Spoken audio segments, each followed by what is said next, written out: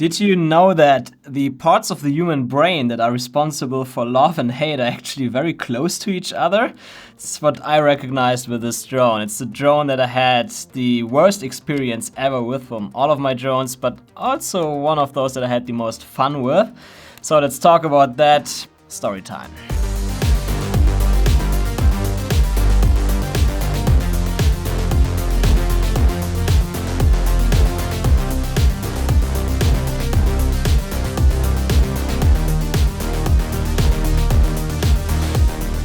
As you probably know, I've been in Indonesia recently, and of course I brought my iFlight Nazgul Evoke FPV drone, so I didn't want to get the Avata back then, but I already had it in mind, mainly because of the goggles. It looks so good. It's so much smaller than the old one. But of course I managed to land my FPV drone in a small creek between those rice fields on Bali. They are everywhere. They are dangerous for FPV drones. And while I tried to rescue my FPV drone, I also smashed the DJI goggles in there. And then I thought, okay, I could buy new goggles now, spend another $500, $600 plus repairing my FPV drone, or I just save that money and directly go for the Avata. So the Avata came a few days later. I got the last one from an online shop in Indonesia, but directly on my first flight I got a freeze frame in the goggles after about an hour, and I couldn't fly it anymore. Like, I tried it again, and then I got a black screen, and then eventually it worked again, but I got a freeze frame again after it was in the air, so I could not use this drone. Of course, I contacted the support, but I was only in Indonesia for 2 more weeks, and just a few days later I had a trip to Komodo Island planned where I wanted to use the FPV drone. So basically I wouldn't be able to use an FPV drone anymore on this trip,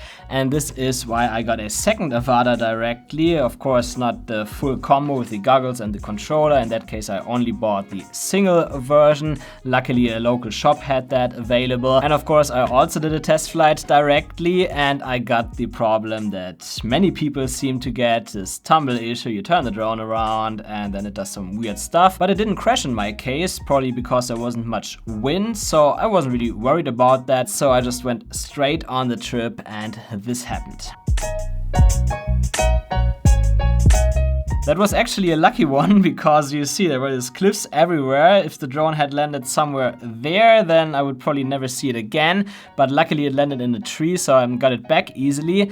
But it was a bit weird, because a propeller was completely missing when I got it out of the tree, but the screws were still in there. And I've never seen anything like that before. Usually when a propeller is missing, then the screws were loose, so you would also not see the screws anymore, but they were in there. And I actually wrote about this incident with the DJI support later, and they told me that the propeller fell out during the air. Like, suddenly the motor sped up and the drone crashed. Of course, I didn't do anything to the propeller before. I didn't have a crash before, so I can't really explain why that happened. It could have been a faulty propeller, but it could also be that while I had the drone in my bag, maybe something put pressure on the propeller and it slightly broke, and then when I sped up the motors, that gave it the rest. So I don't really care about that crash, to be honest, but it made me pretty scared of flying this drone. Then we were back on Bali. I replaced the propeller and I had the second crash there, and there the issue that many people seem to have with the Avata happened. I turned it around and suddenly it fell right out of the air. Now, as mentioned before, I had this issue already, but there I didn't have much wind, so it didn't fell out of the air, it didn't crash. But while I was flying on the coastline where I had the crash, there was a lot of wind. So I really think that wind is a big issue for the Avata. Of course, after that crash now, I wrote the DJI support, and after a bit of back and forth, because it was 2 crashes and I had to show them that I already had that issue before, they finally acknowledged this problem and I could send in my drone now. Now the problem is that I bought both Avatas in Indonesia, but I live here in Thailand and I only have the Indonesian warranty. Luckily DJI offered me to send it to their service center in Bangkok, and then they would, I think, send it to China or so, and their main service center can take care of that. So that's nice from them that they still do it, even if my warranty doesn't count here in Thailand. Thanks for that, DJI. But I live like 1 hour away from Bangkok, so I think I have to send it there and then they have to send it again, and I think that would take a lot of time, so I'm actually not sure if I will do it or if I will just replace the motors with the Access Flying motors that I've just ordered. Still have to see about about that. But what's definitely good to know is that DJI acknowledges this problem, so if you have it, just give it to your local service center and they will do it for you. But I'm also not sure if that issue has actually been solved when you get a new Avata, because those videos where people fly with replacement units where they don't get any crashes are always videos where they fly quite slow, and I always had these issues when I flew 14 meters per second or higher. That tells me that maybe even if I get the drone back and I fly it fast again, I might get this issue again. That's why I'm also not sure if I should actually send it in or if I just replace the motors.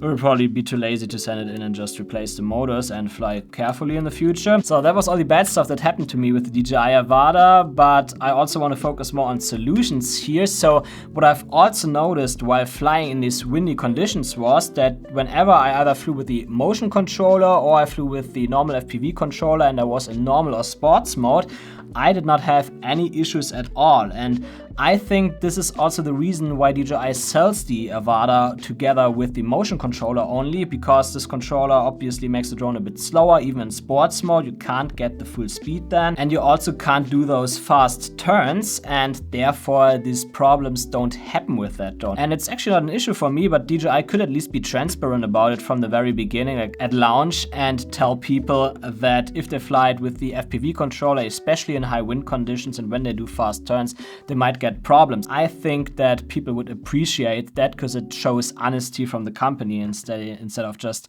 making some quick sales and then people losing their drones. But yeah, as a solution for now, I would clearly say that if you want to fly this drone in windy conditions, just ask yourself if you really need manual mode for the shot that you want to get, or if maybe sports mode would also be enough, because you can actually do a lot of maneuvers in sports mode, especially if you want to fly through things, or if you just want to get some cinematic FPV-like landscape shots. That's perfectly doable in sports mode or even normal mode, and in that case you don't really have to use manual, and therefore you don't run into any risk of crashing this drone. And then if you maybe have a situation where you want to dive a waterfall or something and it is quite windy, then try to stay in sports or normal mode for as long as you can and only switch into manual mode for that specific maneuver. And again, that only counts when you have windy conditions. But enough about the negative points of the Avata now. Let's also talk about what I like about this drone, why I actually think it's the perfect travel FPV drone and also great for beginners. So why do I actually love the DJI Avata? Now, I could tell you a lot about flying FPV and how amazing it is and stuff like that, but I think you know it already. You've seen those videos and you can imagine how much fun it is to be behind the goggles and fly it by yourself. But what it really comes down to with the DJI Avata is convenience. I did not just fly to Indonesia with an FPV drone. I actually went through a world trip through Europe before, and then we went to Indonesia. And I can tell you, flying with a regular FPV drone or generally traveling for longer periods of time with it is not fun. You have all these LiPo batteries with you, you have this big battery charger, and then you need to take care of the batteries all the time while you're traveling. You have to ensure that they are in storage voltage when you fly especially, but also in your hotel, because you don't want to burn the hotel down and stuff like that. And also bringing the old goggles, which are a bit bigger, plus all the additional accessories that you need, or the replacement parts, etc. That also takes up a lot of space in your bag. And now we have the DJI Avata here. Like when it comes to batteries, I don't need to bring a big battery charger. I don't need all these LiPos that are a potential danger when I'm in a hotel room and I'm charging them or so. I only have these small USB-C chargers here. I plug them into the battery and done, I can charge it. And I don't even have to worry about anything with those batteries, because I know that there is the DJI smart electronics in there that protect those batteries. They automatically discharge them if they are charged for too long. So it's the same smart batteries that you find in every DJI drone. Aside from that, the drone itself, it's also really small. Like I have small hands. I'm a small guy actually. I'm just 170 meters tall, not tall, however you see it. You see that it's pretty much hand size, and I'm a small guy, so that's great. And also the goggles, it's so much smaller than the old goggles. I really love that. Of course, I also got this battery attachment here for the strap now, because I don't want to damage my goggles again in the future when I fly around rice fields. So if you go on a trip, all you have to bring is this PlayStation-sized controller, the Avata super small goggles, a cable for the goggles, which you can basically leave connected, and the USB-C charger, which is also tiny. Now, to a person that usually travels with a normal drone, like a Mini 3 for example, that still seems like a lot, but if you flew normal FPV drones before, you know that this is basically nothing. And that's the reason why I would rather bring the DJI Avata instead of any other FPV drone, even if a stronger FPV drone such as the Nazgul Evoke is more fun to fly, because you can rip it better. But just this convenience aspect is so important for me that I don't want to miss this drone anymore. Just DJI, wouldn't it be possible to essentially make the same drone just without prop guards and maybe 4 or 5 inch propellers? Then there is really no reason anymore to even think about getting another FPV drone, at least if you want to travel and not do racing or stuff like that. So that's actually the main factor for me. Of course, there are also a few other things that I like and dislike about it. First, let's talk about the camera. I would say like for 90-95% of my shots, the camera is good enough. I must say the overall image quality of the camera is really good, but the dynamic range is not as good as on a GoPro, for example, which is why as soon as I have a GoPro mount for it, I will use the GoPro Hero 10 or 11 to capture certain shots where I really want to show the maximum dynamic range and have the best quality possible. But as mentioned, like for most shots that I do and for most shots that most people will do, the internal camera is good enough.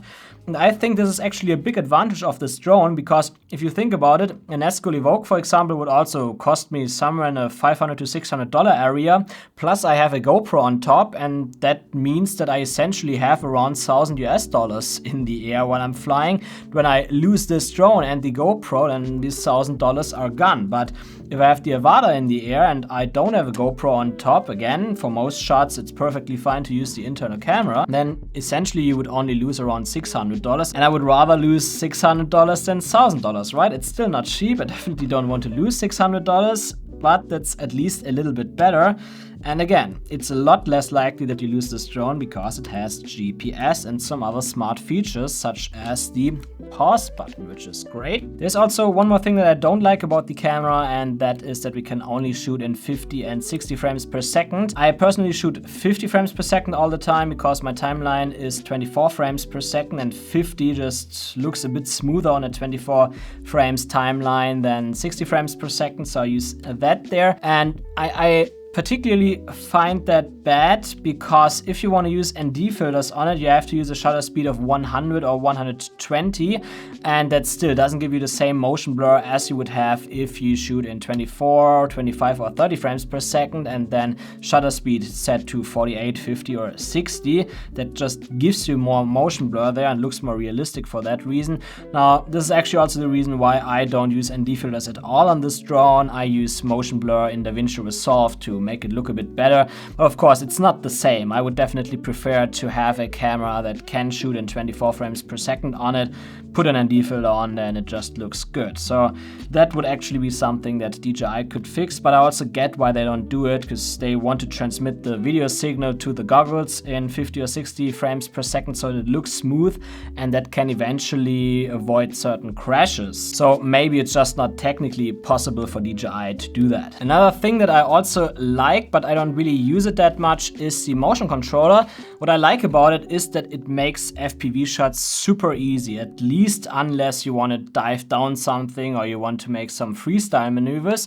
But especially if you want to fly through gaps, then this controller makes it quite safe actually. Even if you don't want to use the motion controller, you still have sports and normal mode available on the normal one, so their flying also gets a bit safer than flying in manual mode, especially if you're more at the beginning and it's just a lot more likely that you would crash into something, but you really want to get the shot. I've also recently been to a summit from Epidemic Sound. Thanks a lot for that, by the way. It was a lot of fun there. And Willy is a Spanish YouTube channel. He also had the Avata with there and flew within that office, actually, even while people were dancing there in the night.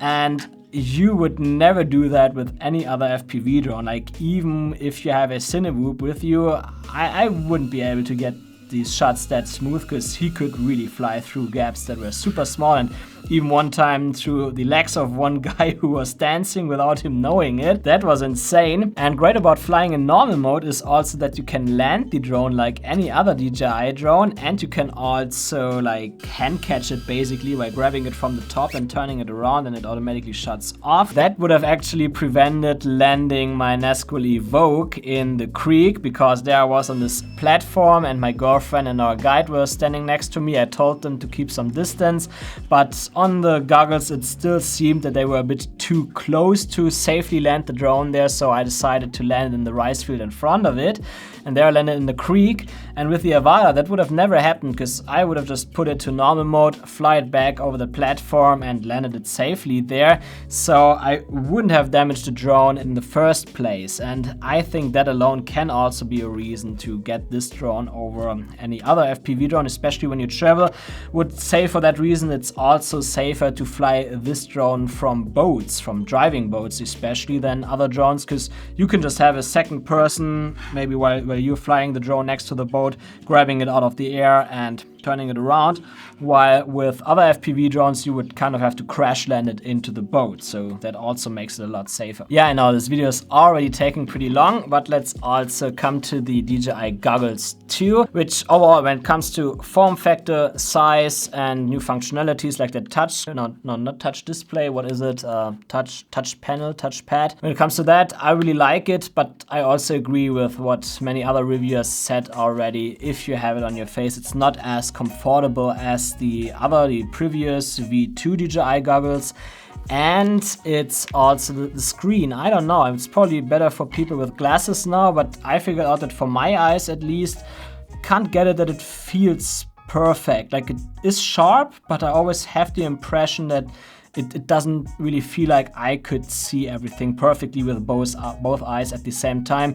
Maybe it's just not made for my eyes. But I must also say that all of that are actually not big issues for me, and I would prefer a small controller with some minor issues like that over a bigger controller, because again, it makes it more travel friendly. Now let's come to a conclusion here, and I must clearly say that the only real issue that I have with the Avata is that tumble issue, because it makes you feel a bit unsafe in the air. But it's also that if you had this issue a few times and you get used to not turning this drone fast anymore, it's also not a super big issue. And that's why I would say it's clearly the best drone for beginners, the best FPV drone for beginners, and also for travelers. So I kind of have to revise what I said at the beginning of the year in my short documentary on how to start FPV in 2022. Back then I came to the conclusion that the DJI FPV drone was not the ideal way to start, because when you crash it, it takes way too long to repair, etc. And that's why you should start with bind and fly FPV drones. But now that the DJI Avata FPV drone is out, I have to revise that and say that better get the Avata. Now DJI got it right with this drone. However, I hope that DJI will upgrade us soon with a 5-inch version or so of the Avata without prop guards.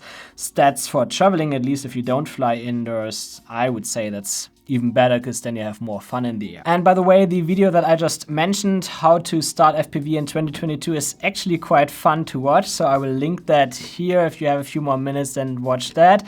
And if you want to know how the Avata flies with the Axis modus, then definitely consider subscribing. And if this video was helpful, please leave me a thumbs up, and I see you in future videos. Bye.